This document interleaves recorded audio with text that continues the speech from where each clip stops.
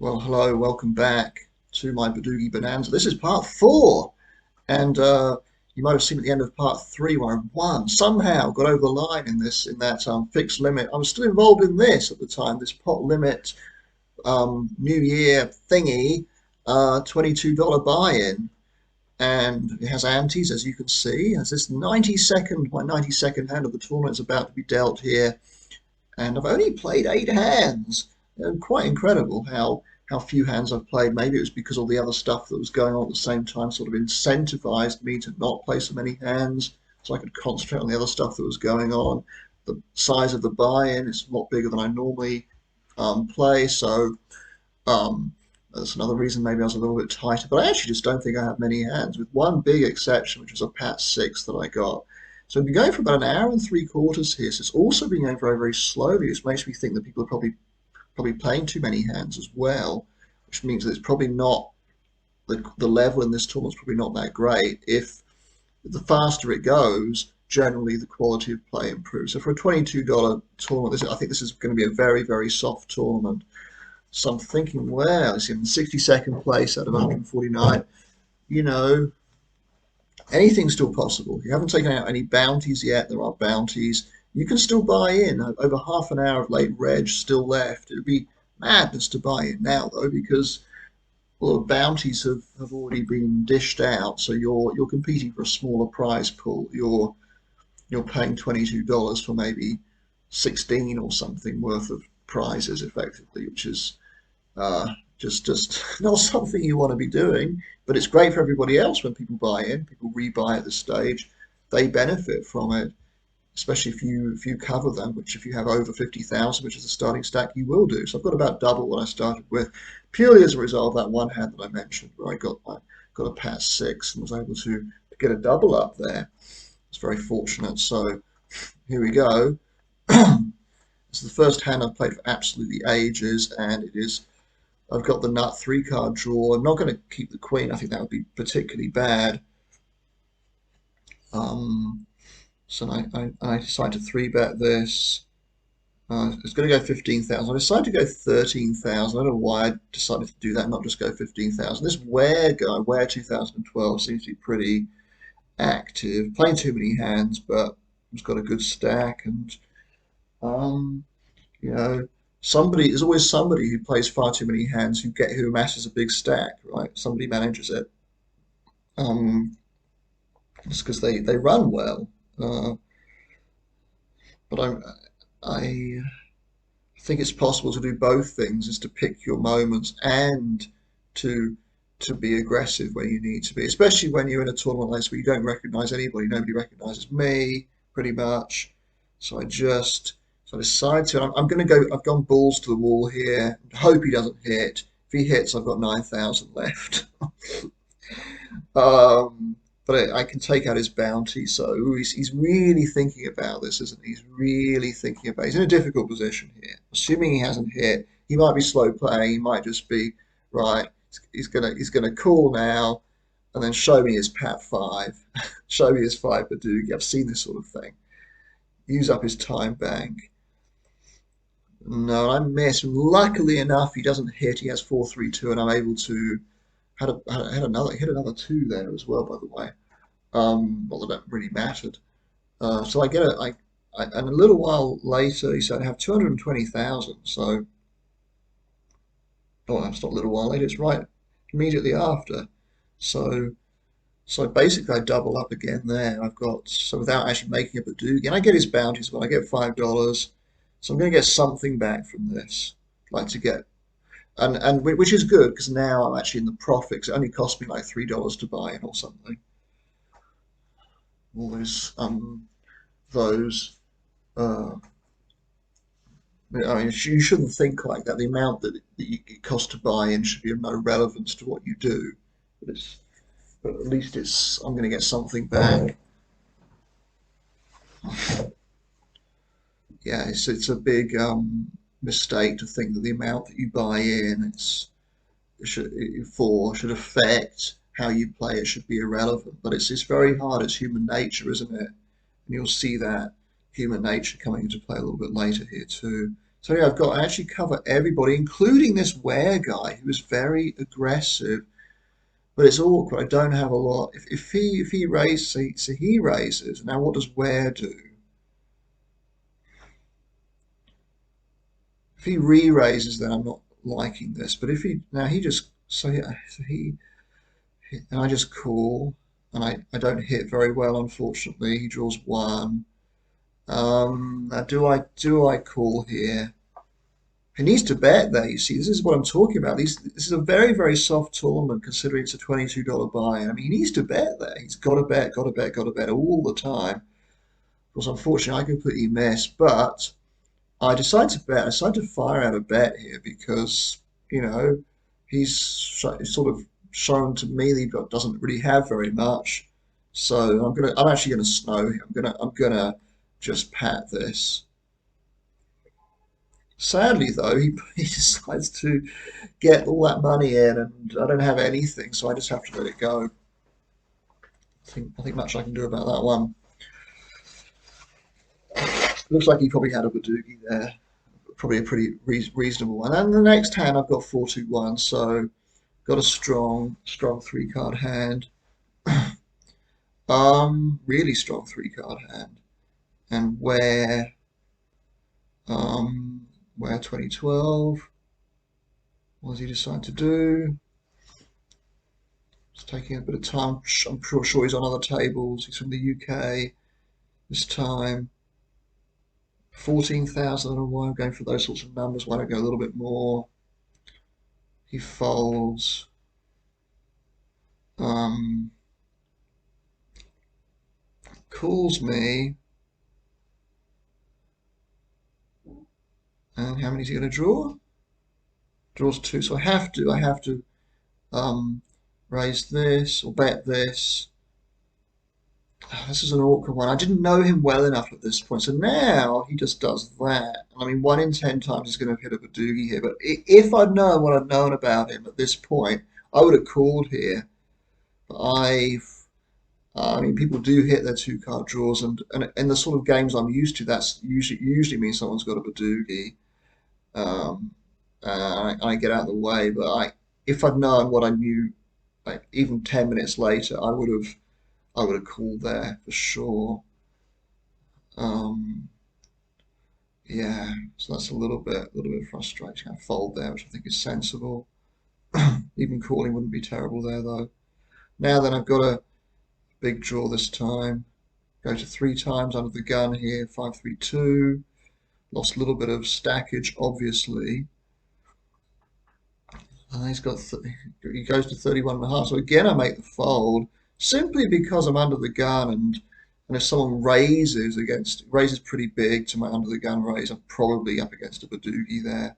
So I've been a bit tight here, I think, but I'm basing it on how the sort of games I'm used to playing, because there are antes here too, which is something I'm not used to as well. So um, now he's gone to 9,000. So hope nobody else raises. Um, I could re-raise here. I think it would be okay to do that. And probably if I had my time over again here, I would. But I just decide to see the draw. Um, See what happens. See what eventuates. So drawing two. Look what I look what I hit. I've got number four. Isn't that amazing? And he's pat, so obviously I'm just gonna let him bet here. Go for a check raise. No other way to play this.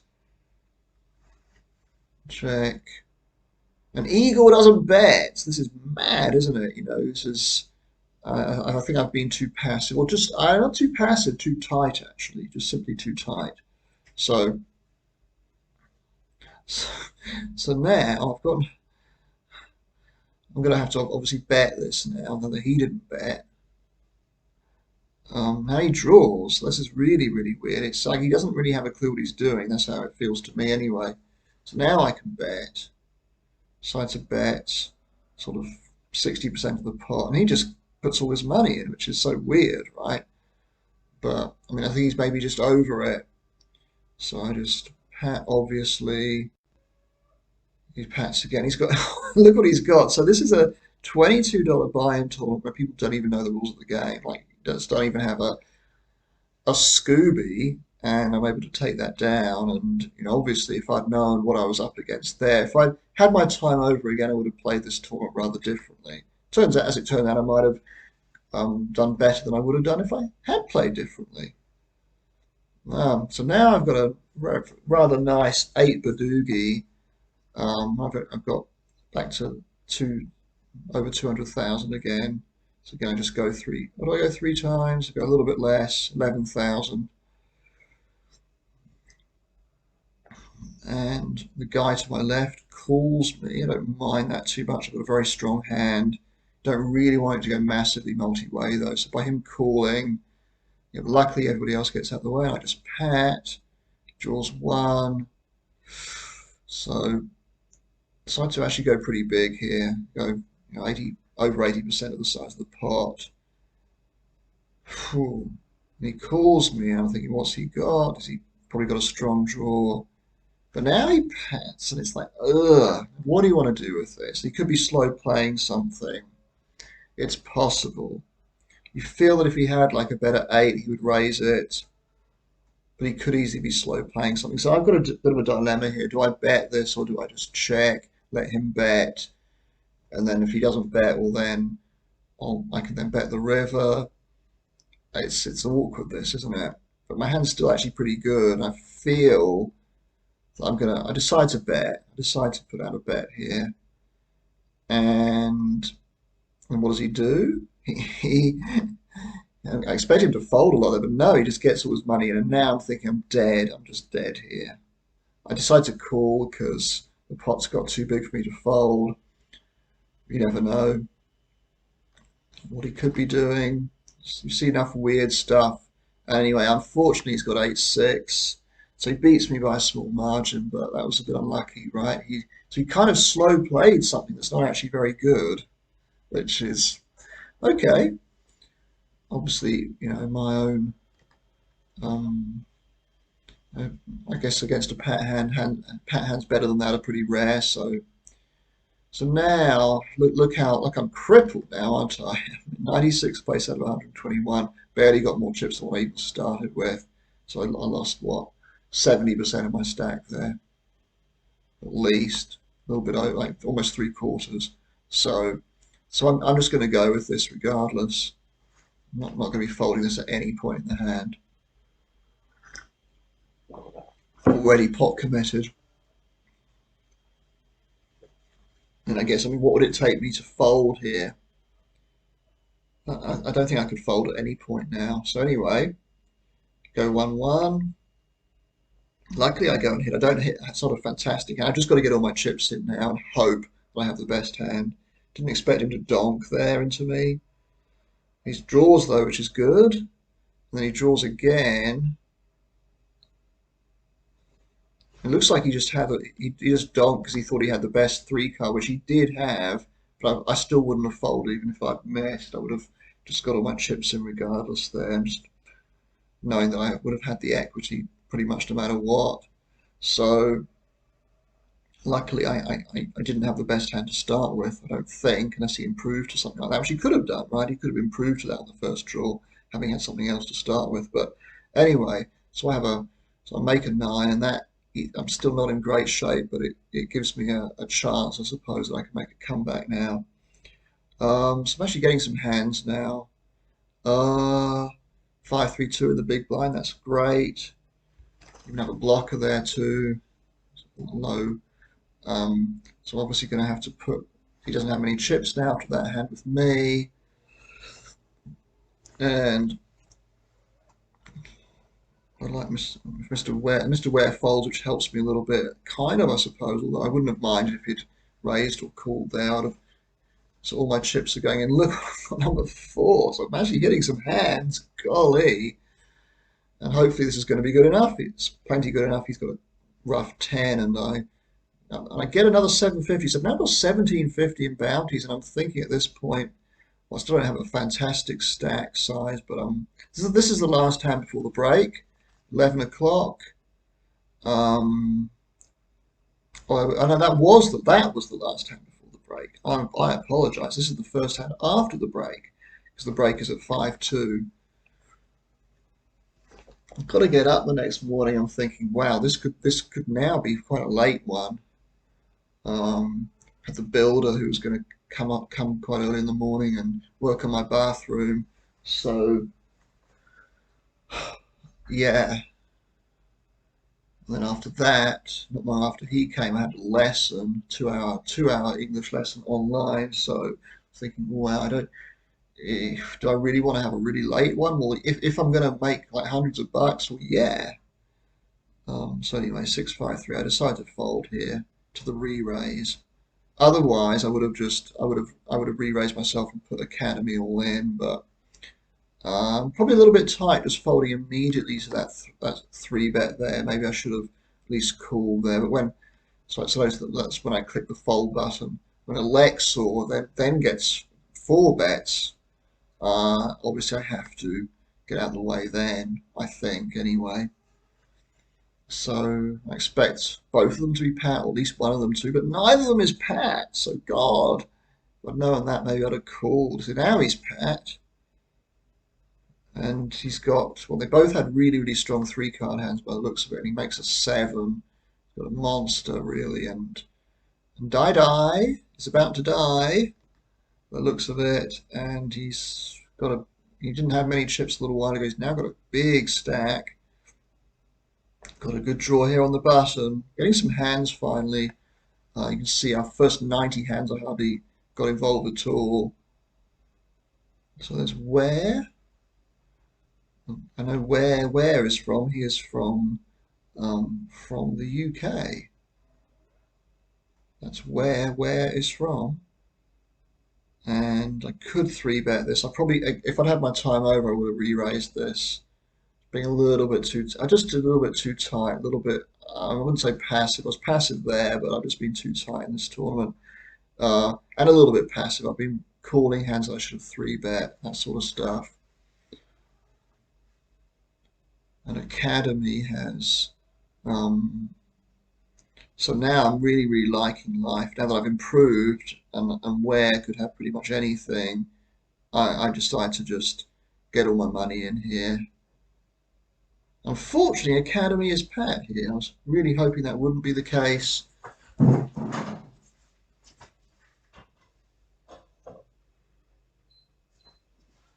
And let's hope that at least I beat Ware, and I beat him comfortably, even though he missed.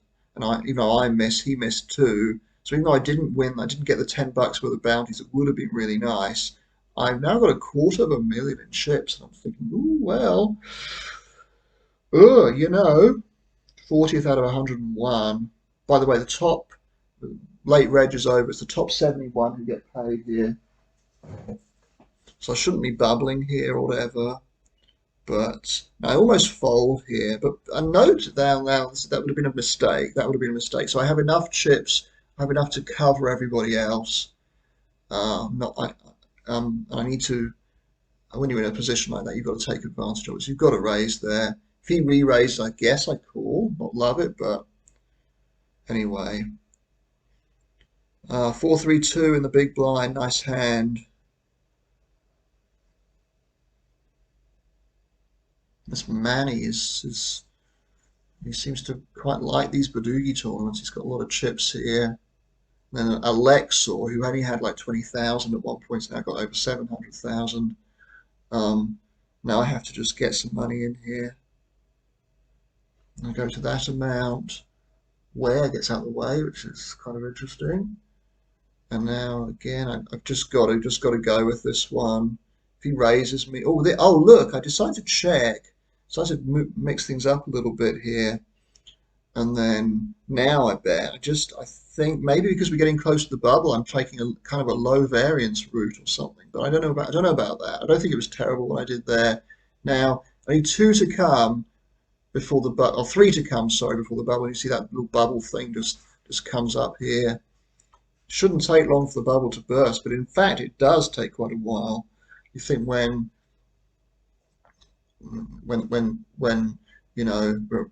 it's a fairly large field tournament and a lot of people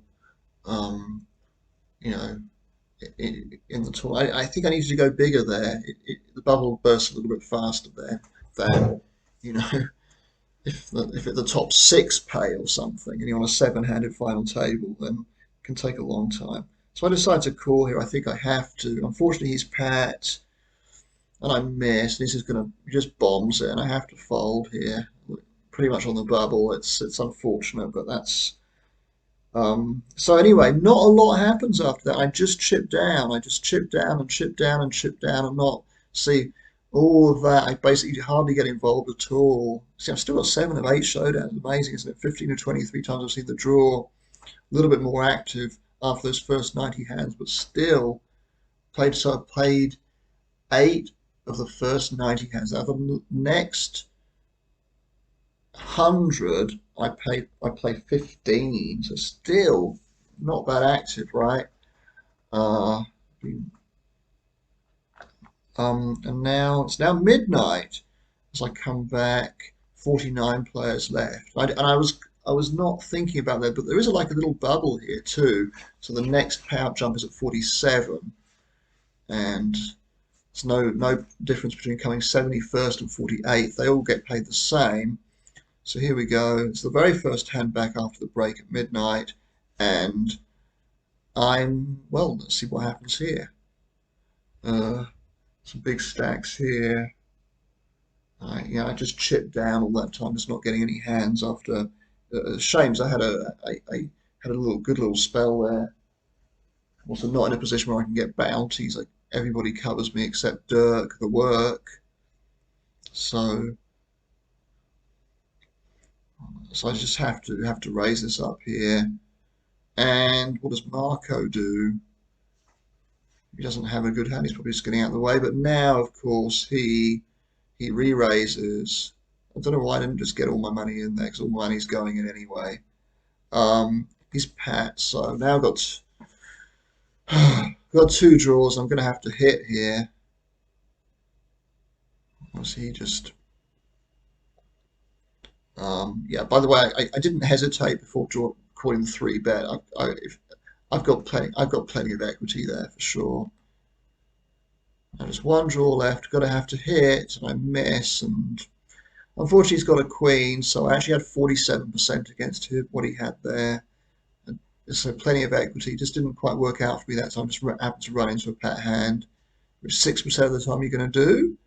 And that's, of course, if I win that pot, I've got 330. I'm in business, right? So anything becomes possible again there. So not to be, though, not to be. I was kind of lucky to survive a couple of those, well, that one moment earlier on where I got absolutely crippled and then came back. Right? I expected to be knocked out there. So I had a kind of an interesting little tournament there, but it's always these sort of things. I just bubble that payout jump, by the way. There's a payout jump at 47. So I was going to say I bubble that little payout jump there. So I've been bubbling a lot of things. It's only like an extra $4 something for uh, making it just one more spot, but I didn't manage to do that. I don't think I was really aware of it at the time. I was just get all my chips in and hope. Really, that's all I could do. So that was how my evening all finished in the end. Uh, oh, interesting little tournament. Now, always after a run like that, even when top 50 or whatever, nowhere near like the top places, but you always think, yeah, look what might have been there. But anyway, that was that, and I made it actually in the evening. I made like $67, so I can't complain too much. Had a good evening of poker there, and yeah. Anyway, that's definitely all from me now. That's the Badugi Bonanza, finally over with. Hope you liked it. I hope you could see what was going on. I don't think I played my best all the time. There's times when I was just too tentative, too tight. Sometimes I was nice and aggressive, like in the later stages of the fixed limit when I had a big stack there and I was able to when we got down to the final table, final 2 tables even, I was nice and aggressive there. I bluffed a couple of times, heads up too. I mean, I thought my heads up opponent there was pretty awful, honestly. Thought he was But he almost beat me. That was the crazy thing about it. It's high variance stuff, poker. Um, and I was able to I upped the aggression factor a little bit towards the end of the heads up session. I think helped me a little bit. I ran a lot better there too. So anyway, hope you enjoyed that one. Back soon with some more stuff. Um, yeah, you take care and Happy New Year, everybody. Goodbye.